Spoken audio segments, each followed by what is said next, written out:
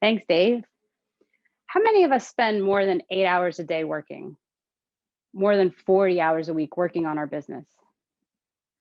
But how much of that day is actually spent in deep work?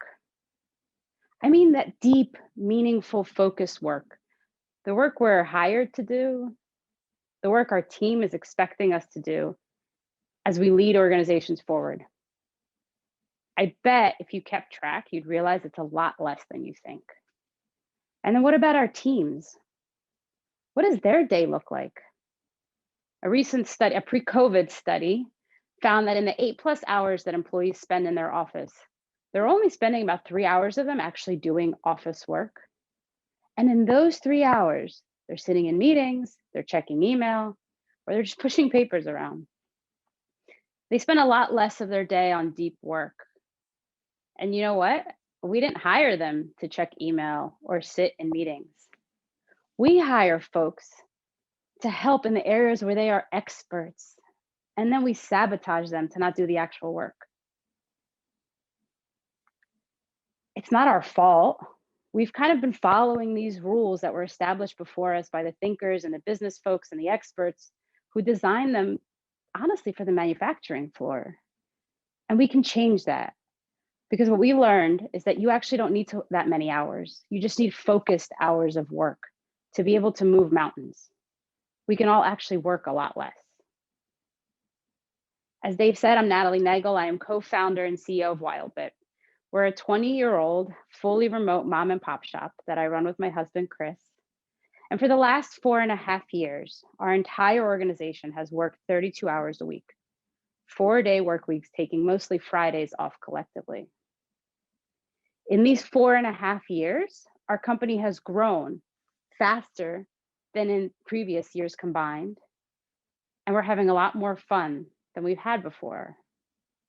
All really because we began to understand and prioritize deep, meaningful work and then maximizing for it. As a remote team, and we've been remote for all 20 years, we've never really been able to measure how many hours people spend in their seats, how many hours they actually work. What matters is not those hours, but what the output was. Did we deliver on the promises we made to each other as team members? So if anything, in my history, I was always just worried more about folks spending too much time in front of their screens. And so because we didn't track hours, we always had this nagging feeling that maybe a 40-hour work week is really quite arbitrary. Maybe it's not really right. Our 4-day work week experiment that started 4.5 years ago originated after reading a book called Deep Work by Cal Newport. I think as founders, Chris and I have always been a little bit obsessive about focus work, about maximizing our ability to get as much done as possible. We never believed in an open office floor plan because of all the distractions, both visual and audio. We always considered Slack a productivity killer. So when we read Cal Newport's book, Deep Work, it really resonated with us. How do you understand what is deep work and how do you maximize for it? The easiest way for me to recognize deep work is to see whether I'm doing something reactive or proactive. Preparing for a strategy meeting, thinking about that, that's often deep work. Sitting in some meetings is often not deep work. Deep work is what a writer does when they write, or an artist does when they paint, or in our case, what a CEO does when they think. And then as we were understanding deep work more, we realized that you can only really spend 4 hours of your day on deep work. You can't do 8. Our minds are only capable of being creative for a maximum of 4 hours in doing our work that we're all hired to do, our unique abilities, so to speak. Not checking email or taking notes or sitting in a meeting. And it's extremely hard for our brains to even get all 4 of those hours. We're not conditioned for it. We didn't practice for it. Our brains get tired, and we definitely can't do 4 hours in a row. We need to kind of change things up. A lot of times the best way to get your maximum 4 hours of deep work is to do something physical, like take out the laundry or make lunch. And then we can try to squeeze more out of our brain. I think we all do that, but it's diminishing returns. The work that we do is less creative, less thoughtful, much less valuable for the business. And I think we can all be truly honest with ourselves and look back on some of our long days and see that maybe a lot of that time was not valuable. I've often reflected on days where I've sat in meetings I shouldn't have been in. Or worse yet, I think what makes me the most sad is those self-inflicted distractions of constantly checking my email to see if there's just something I could react to make myself feel productive. Instead of organizing my day to maximize the output of what will actually move my company forward. And in understanding more about deep work, we realize that you can't have deep work without the other partner to it, and that's rest.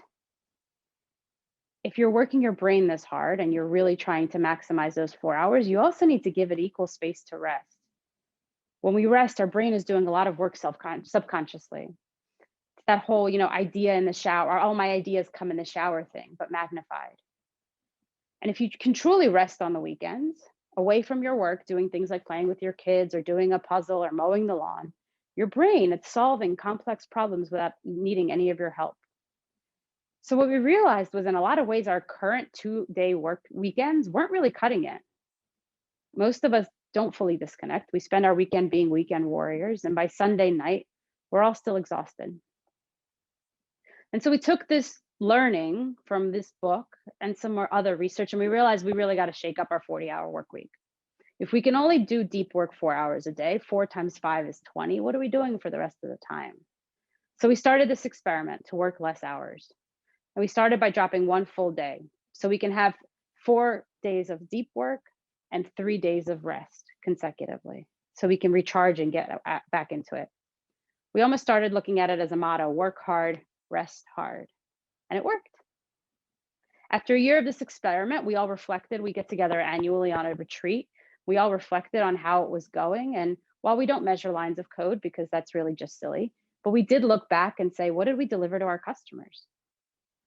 And unanimously, we agreed we delivered more in that previous year than we had in that year than we had in previous years, while working 20% less. And Mondays were no longer grueling. A lot of us felt energized coming on Monday because we had this 3-day break. Our brains really rested. Problems were getting solved while not working on those weekends because our brains were secretly doing a lot of work. And our personal lives were thriving. So this 32-hour thing worked. But when I share about the 32-hour work week, this is about the point where everyone stops listening. It goes kind of one of two ways. Either, yay, this is so cool, I want to do this too, or now you're full of it. No way does this actually work. Because I think if we stop here, we don't get to the important part. We knew that we couldn't just lob off a full work day and expect everything to just shake out.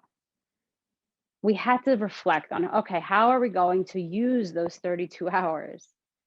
Because this was, after all, an experiment in maximizing for deep work. And in order to achieve a level of productivity and creativity to allow us to work less, we had to work, smarter, not harder, as the saying goes. So when we switched to this 4-day work week, we changed a lot about how we operate.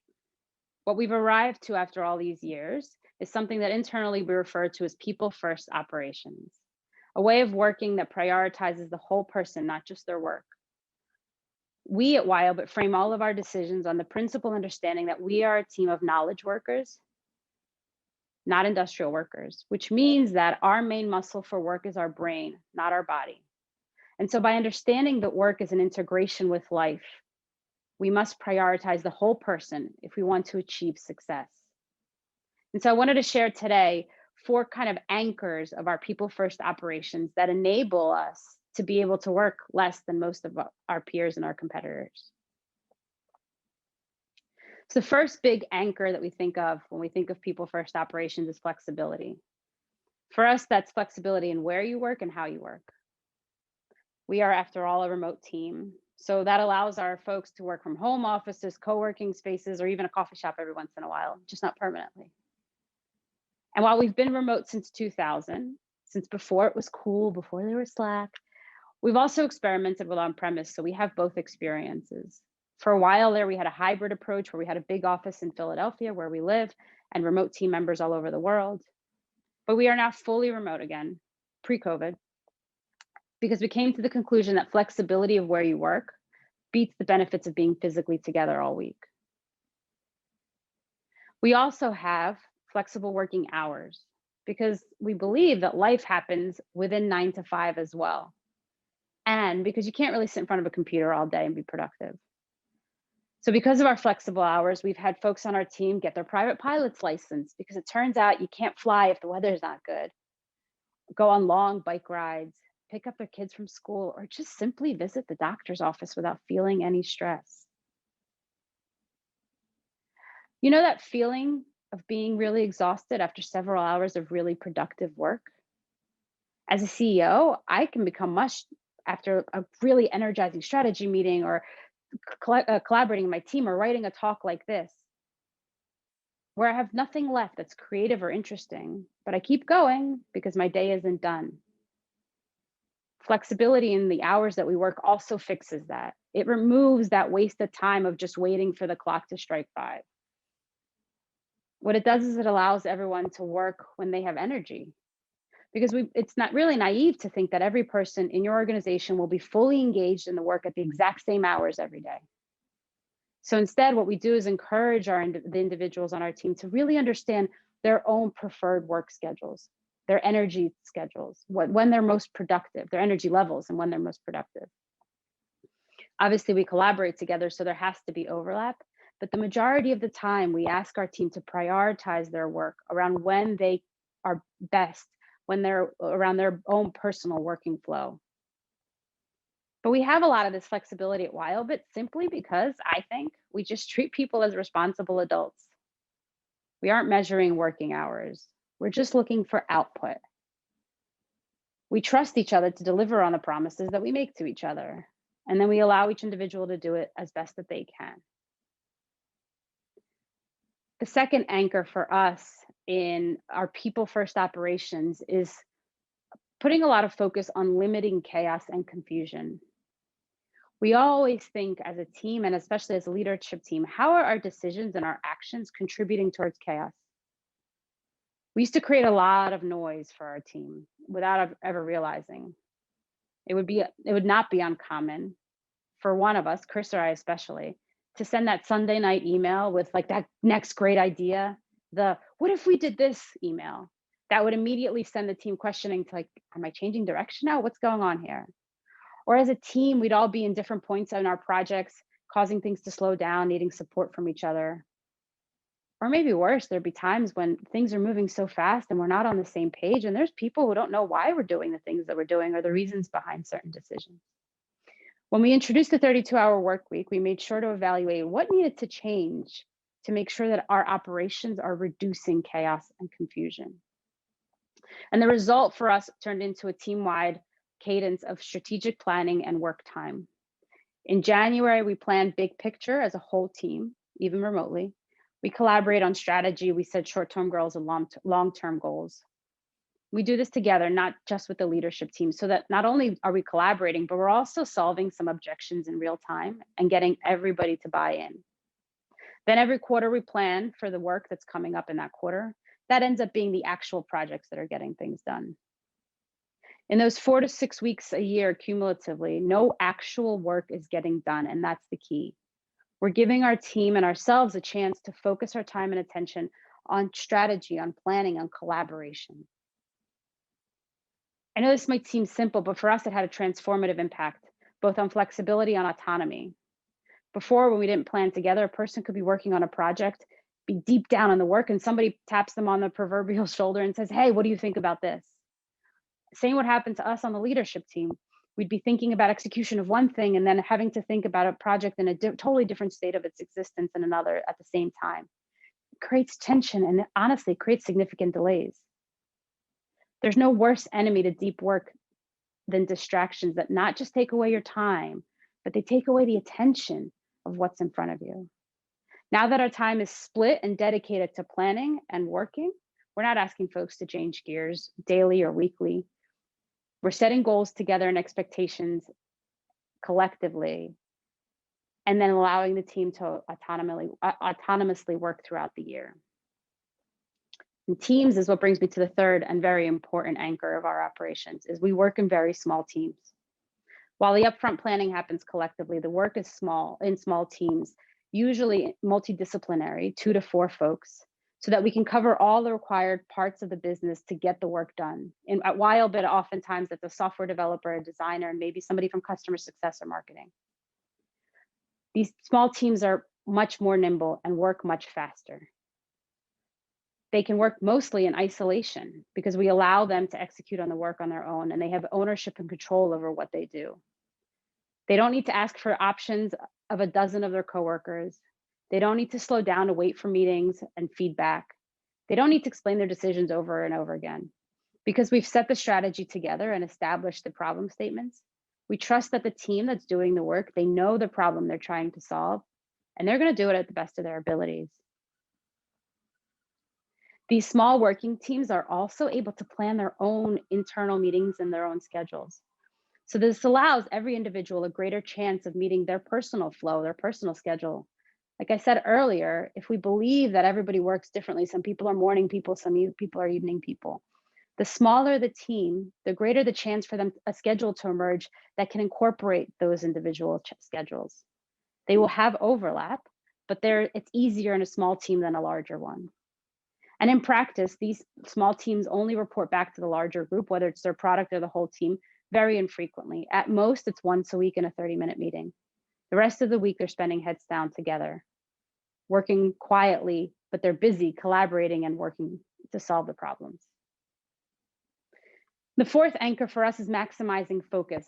I said it's like an obsession of Chris and mine, and it's obviously really important if you want to accomplish deep work. At Wildbit, we believe that we can expect individuals to be responsible for their own productivity only if we as an organization create an environment where they can maximize their focus. It's like a mutual agreement. We promise not to sabotage you to do really good work if you promise to do really good work when you can. And nowhere is this more valuable than when we reflect on meeting schedules. Outside of planning, these kind of 4 to 6 weeks a year, we avoid big meetings as much as possible. On average, a person on our team has about 1 hour of meetings every week, 30 minutes with their product team and a 30-minute check-in with their manager. We're able to have these less meetings largely because we do this upfront planning collaboratively together 4 times a year. And because we prioritize goals and problem statements, the team can keep those in mind when they're doing the work, and they need less interaction with other folks.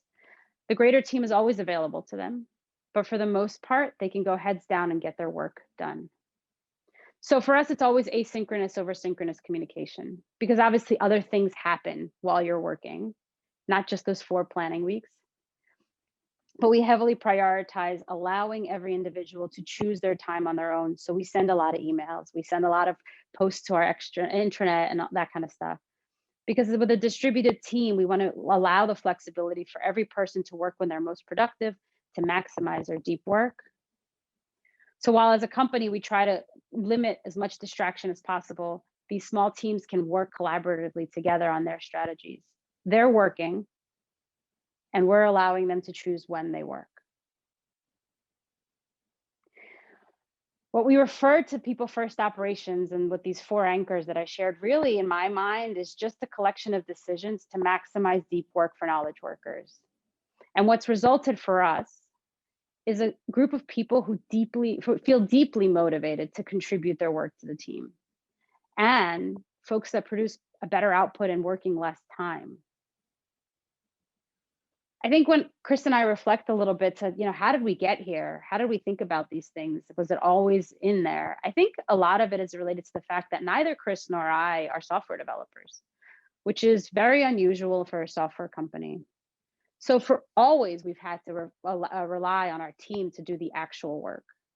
And we've always, because of that, wanted to maximize their ability to do work in a meaningful, enriching way, not in a toxic, exhausting one. We could never build anything ourselves. We always needed our team. And while I know that the way we work works, we've proven it over 4.5 years, I think it's never been as clear as in the last 9 months of this pandemic. Our business has grown rapidly because we've been able to pivot, but also because While our team is not immune to the stress and anxiety and sadness of our reality, the system that we've built to support it was already there. With flexibility built in, with rest time built in, the team was still able to deliver, to pivot, to think of new strategies all year amidst all of this uncertainty. I think understanding that deep work is the key to better success in our age of working, I think we can all agree to that.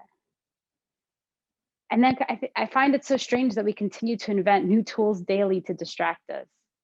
But deep work is just one piece. For me, as managers, I believe we need to rethink of how we manage and how we work all together. We kind of need to step away from those old business rules that were established for a different age. In all of our business, we have knowledge workers, whether it's the whole team or maybe it's just your sales and operations folks. But many of us are still managing them like we did 50, 100 years ago. Instead, I'd argue we need to fully embrace the actual role of work in people's lives and manage not the work, but the entire person. If we can acknowledge that the brain is the main muscle for knowledge workers, we've got to realize that the brain does not turn on at 9 and turn off at 5, Monday through Friday. It is not designed to be evaluated by how many widgets can be placed on a conveyor belt in 40 hours. For us, we believe that success, all of our future success, will be thinking about management and leadership differently, prioritizing focus work and not really hours worked. Thank you.